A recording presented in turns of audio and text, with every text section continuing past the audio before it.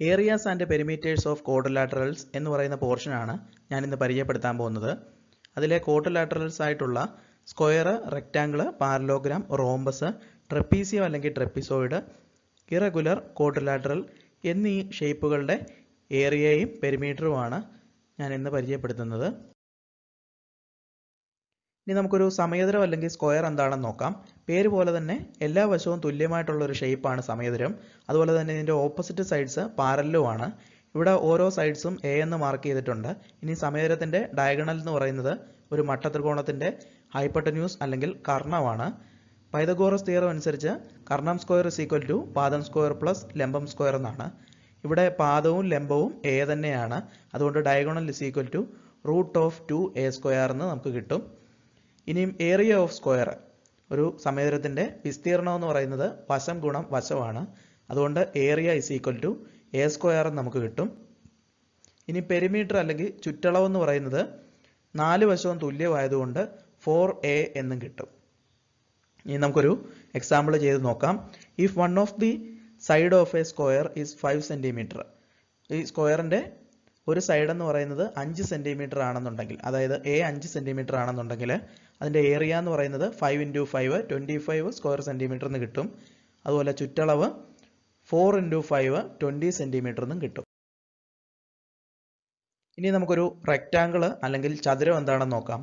ചതുരത്തിന് നീളവും വീതിയും ഉണ്ട്. 2 സൈഡ്സ്, ഓപ്പോസിറ്റ് സൈഡ്സ് പാരലലാണ്. അതുപോലെ 2 ഡയഗണൽസും തുല്യവുമാണ്. ഇനിയും ഈ ഒരു ഡയഗണൽ എന്ന് പറയുന്നത് നേരത്തെ പോലെ തന്നെ മട്ടത്രികോണത്തിൻ്റെ കർണമാണ്. പക്ഷേ ഇവിടെ പാദവും ലംബവും സെപ്പറേറ്റ് ആയിട്ട് എൽ എന്നും ബി എന്നും ഉണ്ട്. അതുകൊണ്ട് diagonal is equal to root of L square plus B square എന്ന് കിട്ടും. ഇനിയും റെക്റ്റാങ്കിളിൻ്റെ അല്ലെങ്കിൽ ചതുരത്തിൻ്റെ ഏരിയ എന്ന് പറയുന്നത് നീളം ഗുണം വീതിയാണ്. ഇവിടെ ലെങ്തും ബ്രെഡ്ത്തും എൽ എന്നും ബി എന്നും തന്നിട്ടുണ്ട്. അതുകൊണ്ട് area equal to L B എന്ന് കിട്ടും.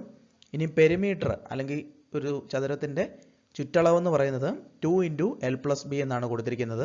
കാരണം ഇവിടെ നീളവും വീതിയും 2 സൈഡിലും ഉള്ളത് കൊണ്ടാണ് 2 × L + B എന്ന് കിട്ടുന്നത്. ഇനി നമുക്കൊരു കണക്ക് ചെയ്ത് നോക്കാം.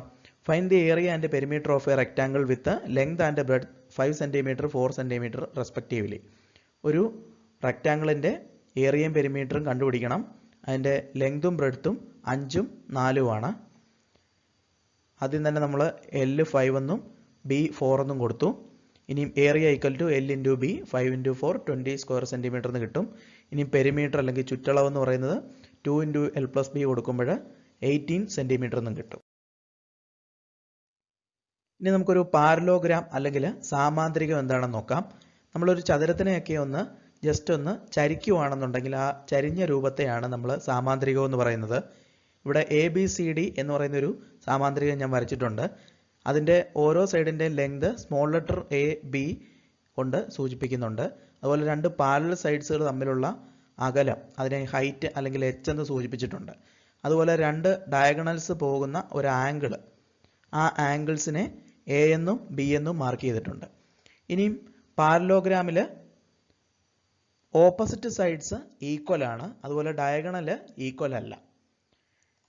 ഇനി നമുക്ക് എങ്ങനെ ഈ ഡയഗണൽസ് കണ്ടുപിടിക്കാമെന്ന് നോക്കാം.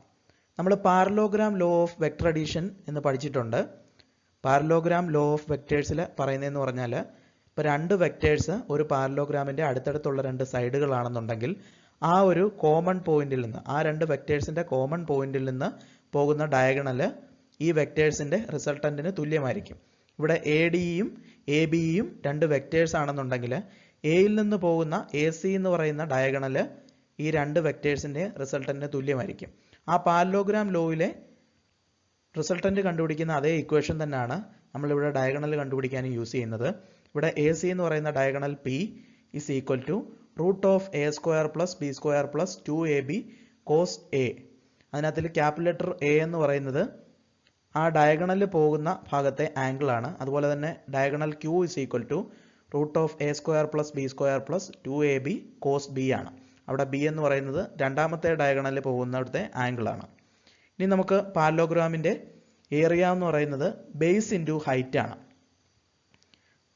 ഇവിടെ നമുക്ക് നോക്കിക്കഴിഞ്ഞാൽ കാണാൻ പറ്റും, ഈ ഒരു പാരലോഗ്രാമിനെ 2 ട്രയാങ്കിളായിട്ട് വേണമെങ്കിൽ നമുക്ക് ഡിവൈഡ് ചെയ്യാം. അങ്ങനെ ഡിവൈഡ് ചെയ്യുമ്പോൾ എ ബി സി എന്ന് പറയുന്ന ഒരു ട്രയാങ്കിളും നമുക്ക് കിട്ടും. അതുപോലെ എ സി ഡി എന്ന് പറയുന്ന ഒരു ട്രയാങ്കിളും കിട്ടും. നമ്മൾ എല്ലാ റെക്റ്റാങ്കുലർ ഷേപ്സിനെയും നമ്മൾ ഇതുപോലെ ട്രയാങ്കിളിൻ്റെ ഒരു ഇക്വേഷൻ വെച്ച് നമുക്ക് അതിൻ്റെ ഏരിയ കണ്ടുപിടിക്കാൻ പറ്റും. ട്രയാങ്കിളിൻ്റെ ഏരിയ കണ്ടുപിടിക്കാനുള്ള ഇക്വേഷൻ ഹാഫ് ബി എച്ച് ആണ്. ഇവിടെ നമ്മൾ എ ബി സി ട്രയാങ്കിൾ നോക്കുകയാണെന്നുണ്ടെങ്കിൽ അതിൻ്റെ ബേസ് ബി ആണെന്നുണ്ടെങ്കിൽ അതിൻ്റെ ഹൈറ്റ് അല്ലെങ്കിൽ ഉന്നതി എന്ന് പറയുന്നത് എച്ച് ആണ്. അതുപോലെ തന്നെ ട്രയാങ്കിളിൽ എ സി ഡിയിലും അതിൻ്റെ ബേസ് ബി ആയിട്ട് എടുക്കുകയാണെന്നുണ്ടെങ്കിൽ അതിൻ്റെ ഹൈറ്റ് എച്ച് തന്നെയാണ്. അപ്പോൾ രണ്ട് ട്രയാങ്കിളിലും ബേസും ഹൈറ്റും തുല്യമാണ്. അപ്പോൾ അത് രണ്ടും കൂടെ കൂട്ടുമ്പോൾ half B H plus half B H എന്ന് വരും ടോട്ടൽ ആ രണ്ട് ട്രയാങ്കിൾസിൻ്റെ ഏരിയ. അപ്പോൾ ഹാഫും ഹാഫും കൂടെ കൂട്ടുമ്പോൾ ബി ഇൻറ്റു എച്ച് എന്ന് കിട്ടും. അങ്ങനെയാണ് നമ്മൾ ഏരിയ ഓഫ് പാരലോഗ്രാം കിട്ടുന്നത്. ഇനി പെരിമീറ്റർ ഓഫ് പാരലോഗ്രാം. പാരലോഗ്രാമിൻ്റെ പെരിമീറ്റർ അല്ലെങ്കിൽ ചുറ്റളവ് കിട്ടാൻ വേണ്ടി എല്ലാ സൈഡ്സും കൂടെ കൂട്ടിയാൽ മതി. ഇനി നമുക്കൊരു റോംബസ് അല്ലെന്നുണ്ടെങ്കിൽ സമഭുജ സാമാന്തരികം എന്താണെന്ന് നോക്കാം. ഇതൊരു സ്പെഷ്യൽ ടൈപ്പ് പാരലോഗ്രാം ആണ്. ഇതിൻ്റെ എല്ലാ സൈഡ്സും ഈക്വലുമാണ്. എല്ലാ സൈഡ്സും ഈക്വൽ ആയിട്ടുള്ള ഒരു പാരലോഗ്രാമിനെയാണ് നമ്മൾ റോംബസ് എന്ന് പറയുന്നത്. ഇതിനൊരു ഹൈറ്റ് ഉണ്ട്, അതുപോലെ ബാക്കി എല്ലാ സൈഡ്സും തുല്യമാണ്. ഇതിൻ്റെ ഡയഗണൽസ് D1 ഉം D2 ഉം നമുക്ക് മറ്റേ നേരത്തെ പാരലോഗ്രാമിൻ്റെ ഇക്വേഷൻ വെച്ച് തന്നെ നമുക്ക് കണ്ടുപിടിക്കാൻ പറ്റും. അതുപോലെ ഏരിയ എന്ന് പറയുന്നത് ബേസ് ഇൻറ്റു ഹൈറ്റ് അല്ല, എല്ലാ സൈഡും തുല്യമായതുകൊണ്ട് സൈഡ് ഇൻറ്റു ഹൈറ്റ് എന്ന് വരും ഏരിയ. ഇനിയും ഡയഗണൽസ് നമുക്ക് അറിയാവുന്നുണ്ടെങ്കിൽ ഈ റോംബസിൻ്റെ ഏരിയ എന്ന് പറയുന്നത് D1 പ്ലസ് D2 ബൈ 2 ആയിരിക്കും. അതിൽ D1 ഉം D2 ഉം രണ്ട് ഡയഗണൽസിൻ്റെ ലെങ്ത് ആണ്. ഇനിയും റോംബസിൻ്റെ പെരിമീറ്റർ അല്ലെങ്കിൽ ചുറ്റളവ് എന്ന് പറയുന്നത് 4 ഇൻറ്റു എ ആണ്. എല്ലാ വശവും തുല്യമായതുകൊണ്ടാണ് 4 ഇൻറ്റു എ എന്ന് വരുന്നത്. ഇനി ഒരു ട്രപ്പീസിയം അല്ലെങ്കിൽ ട്രപ്പിസോയിഡ് എന്താണെന്ന് നോക്കാം. ട്രപ്പീസിയത്തിന് നമ്മൾ ലംബകം എന്നാണ് പറയുന്നത്. ഇതിൻ്റെ പ്രത്യേകത എന്ന് പറഞ്ഞാൽ ഏതെങ്കിലും രണ്ട് സൈഡ് പാരലായിരിക്കും, അല്ലെങ്കിൽ one set of parallel side ഉള്ള രൂപത്തെയാണ് നമ്മൾ ട്രപ്പീസിയം അല്ലെങ്കിൽ ട്രപ്പിസോയിഡ് അല്ലെങ്കിൽ ലംബകം എന്ന് പറയുന്നത്. ഇതിൽ പാരലായിട്ടുള്ള സൈഡിനെ നമ്മൾ ബേസസ് എന്ന് പറയുന്നു. പാരലൽ അല്ലാത്ത സമാന്തരമല്ലാത്ത രണ്ട് സൈഡുകളെ നമ്മൾ ലെഗ്സ് എന്നും പറയുന്നു. ഇനി ആ പാരലൽ അല്ലാത്ത രണ്ട് സൈഡുകൾ ഈക്വൽ ആണെന്നുണ്ടെങ്കിൽ അതിനെ നമ്മൾ ഐസോസെലസ് ട്രപ്പിസോയിഡ് അല്ലെങ്കിൽ സമപാർശ്വ ലംബകം എന്ന് പറയും. ഇവിടെ ഞാൻ ആ ഒരു ലംബകത്തിൻ്റെ മുകളിലത്തെയും താഴത്തെയും പാരലൽ സൈഡ്സ് എ എന്നും ബി എന്നും ലെങ്ത് കൊടുത്തിട്ടുണ്ട്. അതുപോലെ ഈ രണ്ട് പാരലൽ സൈഡ്സ് തമ്മിലുള്ള അകലം എച്ച് എന്നും കൊടുത്തിട്ടുണ്ട്. ഇനി നമുക്കിതിൻ്റെ ഏരിയ കണ്ടുപിടിക്കാൻ വേണ്ടി ഇതിനെ രണ്ടായിട്ട് നമുക്ക് ഡിവൈഡ് ചെയ്യാം. ഡിവൈഡ് ചെയ്യുമ്പോൾ രണ്ട് ട്രയാങ്കിൾസ് കിട്ടും. ട്രയാങ്കിളിൻ്റെ ഇക്വേഷൻ നമുക്കറിയാം ഹാഫ് ബി എച്ച് എന്നാണ്. ഇവിടെ താഴത്തെ ട്രയാങ്കിൾ ബി ഒരു സൈഡായിട്ട് വരുന്ന ട്രയാങ്കിളിൽ ഹാഫ് ബി എച്ച് എടുക്കുന്ന സമയത്ത് അതിൻ്റെ ബേസ് ബിയും ഹൈറ്റ് എച്ചും ആണ്. അപ്പം നമുക്കതിൻ്റെ ഏരിയ ഹാഫ് ബി എച്ച് എന്ന് കിട്ടും. ഇനി മുകളിലത്തെ ട്രയാങ്കിളിൻ്റെ ഏരിയ ഹാഫ് എ എച്ച് എന്നും കിട്ടും, കാരണം അവിടുത്തെ ബേസ് എ ആണ്. അപ്പോൾ രണ്ടും കൂടെ കൂട്ടുന്ന സമയത്ത് half B H plus half A H equal to total area half into H into A plus B എന്ന് കിട്ടും. അപ്പോൾ area of trapezium equal to half into H into A plus B എന്ന് നമുക്ക് കിട്ടും. ഇനി പെരിമീറ്റർ അല്ലെങ്കിൽ ചുറ്റളവ് എന്ന് പറയുന്നത് 4 സൈഡ്സ് കൂടെ കൂട്ടിയാൽ മതി. ഇനിയും ഇറഗുലർ ക്വാഡ്രിലാറ്ററൽ, ഇതിനെ നമ്മൾ വിഷമ ചതുർഭുജം എന്ന് പറയും. കാരണം ഇതിൻ്റെ എല്ലാ സൈഡ്സും അൺഈക്വൽ ആണ്, ഒരു സൈഡ് പോലും തുല്യമല്ല. അതുപോലെ ഇതിന് പാരലൽ സൈഡ്സ് ഒന്നുമില്ല. ഇനി ഇതിൻ്റെ നമ്മൾ എങ്ങനെ ഏരിയ കണ്ടുപിടിക്കാൻ നോക്കാം. ഇവിടെ നമ്മൾ രണ്ട് ട്രയാങ്കിൾസ് ആയിട്ട് ഡിവൈഡ് ചെയ്യുന്നു. അങ്ങനെ ഡിവൈഡ് ചെയ്യുന്ന സമയത്ത് താഴെ ഒരു ട്രയാങ്കിൾ എ ബി എന്ന് പറയുന്ന രണ്ട് സൈഡുള്ള ഒരു ട്രയാങ്കിൾ, അതുപോലെ സി ഡി എന്ന് പറയുന്ന രണ്ട് സൈഡുള്ള ഒരു ട്രയാങ്കിളും കിട്ടും. ആ എയുടെയും ബിയുടെയും ഇടയ്ക്കുള്ള ആംഗിൾ ആൽഫയും അതുപോലെ സിയുടെയും ഡിയുടെയും ഇടയ്ക്കുള്ള ആംഗിൾ ബീറ്റായുമാണ്. ഇനി താഴത്തെ ട്രയാങ്കിളിൻ്റെ ഏരിയ നമുക്ക് കണ്ടുപിടിക്കാൻ ഒന്നുകിൽ എ ബേസ് ആക്കണം അല്ലെങ്കിൽ ബി ബേസ് ആക്കണം. ഇനിയും എ ബേസ് ആക്കുകയാണെന്നുണ്ടെങ്കിൽ അതിൻ്റെ ഹൈറ്റ് എന്ന് പറയുന്നത് ബി സൈൻ ആൽഫ എന്ന് വരും.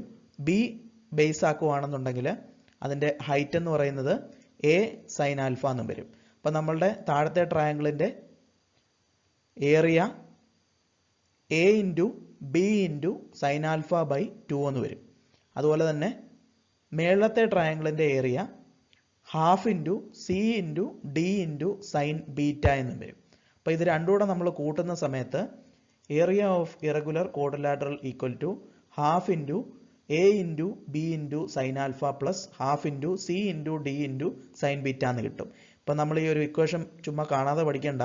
ഇത് നമുക്ക് കാര്യങ്ങൾ അറിയാവുന്നുണ്ടെങ്കിൽ ഇതിനെ 2 ട്രയാങ്കിളായിട്ട് ഡിവൈഡ് ചെയ്തിട്ട് നമുക്ക് ഈ ഒരു ഇക്വേഷനിലേക്ക് എത്താവുന്നതേ ഉള്ളൂ. ഇനി അടുത്തത് പെരിമീറ്റർ അല്ലെങ്കിൽ ചുറ്റളവ് എന്ന് പറയുന്നത് വ്യത്യസ്തമായിട്ടുള്ള 4 സൈഡ്സൂടെ കൂട്ടിയാൽ മതി. ഈ ഒരു വീഡിയോ നിങ്ങൾക്ക് ഉപകാരപ്പെട്ടെന്ന് വിശ്വസിക്കുന്നു. ഇനി മറ്റൊരു ചാപ്റ്ററുമായി നിങ്ങളിലേക്ക് എത്തുന്നതായിരിക്കും. നന്ദി.